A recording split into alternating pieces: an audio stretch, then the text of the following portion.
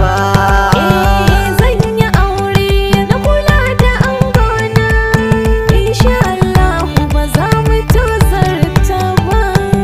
Mun yi aure zan kula da ke baby, insha Allah Ba za mu tozarta ba.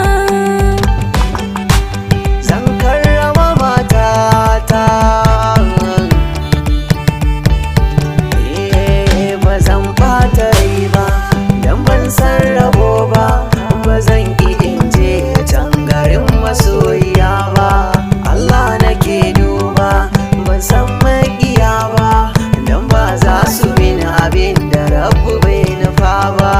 Aure ba wasa ba kuma bai zama illa ba, idan na yi aure ba zan ki yin walwala ba. Ayya zan karrama matata insha Allah.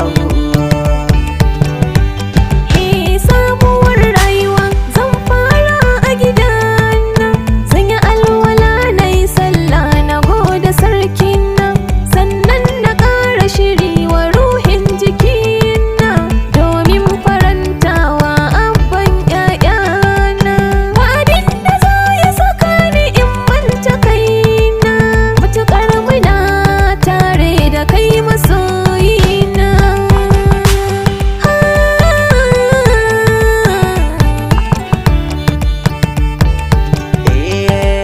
Ki faɗa mini sirrinki, zaman mu da ke za ya yi ƙarko. In dai maka laifi sai ka sanar min kar ka yi min boyo. Na yi murna na ƙara yau farin ciki na ya dawo. Tafiyar mu da kai jari in har na ga za ka yi min goyo. Raba kar da masa gudu ni ne akan soyayya na gano. Allah masani shi ya ba mu dama mun zama shakalla. Maƙiya sai dai kallo dan takun mu ya 'yan ƙwallo. Muryarka akwai daɗi mai sauraro ya gano. Ya batukan auren mu Sana sanarwa iyayena. dan ni kam na ƙosa na gano ranar aure na.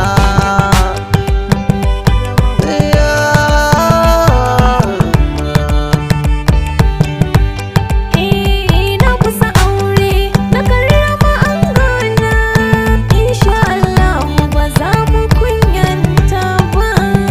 Zan yi aure na karrama matata, insha Allahu ba za mu tozarta ba.